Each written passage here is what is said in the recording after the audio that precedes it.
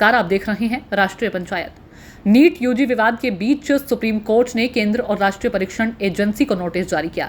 Notice राष्ट्रीय पात्रता सह प्रवेश परीक्षा स्नातक 2024 में प्रश्न पत्र लीक और अन्य गड़बड़ियों के आरोपों की सीबीआई जांच की मांग वाली याचिका को लेकर जारी किया गया है। इसके अलावा कोर्ट ने याचिकाओं को अलग अलग हाईकोर्ट से शीर्ष अदालत में हस्तांतरित करने की मांग वाली राष्ट्रीय परीक्षा एजेंसी की याचिका पर भी सभी पक्षों को नोटिस जारी किया है। याचिका पर 8 जुलाई को सुनवाई की जाएगी।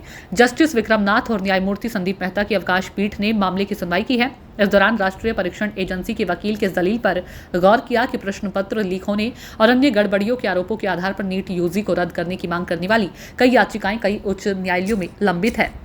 पीठ ने कहा कि हम नोटिस जारी कर रहे हैं, इन पर 8 जुलाई को सुनवाई होगी। इस बीच एनटीए ने कहा कि वह 3 अन्य याचिकाओं को वापस लेना चाहता है जो उच्च न्यायालयों से मामले को शीर्ष अदालत में स्थानांतरित करने की मांग कर रही थी, क्योंकि वे 5 मई को परीक्षा के दौरान के समय की बर्बादी के कारण 1563 उम्मीदवारों को अनुग्रह अंक देने से संबंधित थी।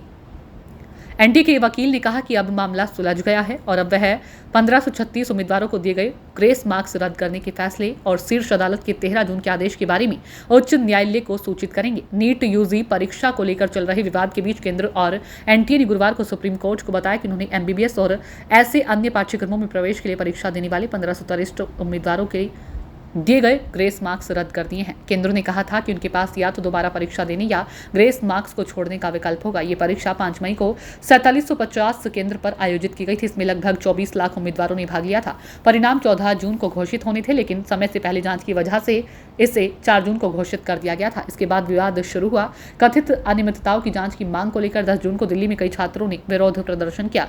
कई शहरों में विरोध प्रदर्शन हुए। 7 उच्च न्यायालयों और सर्वोच्च न्यायालय में मामले दायर किए गए। रिजल्ट पर बवाल क्यों? एनटीए के इतिहास में अभूतपूर्व रूप से 67 छात्रों ने पूरे 720 अंक प्राप्त किए। इसमें हरियाणा के फरीदाबाद के एक केंद्र के 6 छात्र भी शामिल थे। इसके बाद अनियमितताओं का संदेह होना शुरू हुआ। आरोप है कि ग्रेस मार्क्स के कारण 67 छात्रों को शीर्ष रैंक मिली है। ब्यूरो रिपोर्ट, राष्ट्रीय पंचायत न्यूज।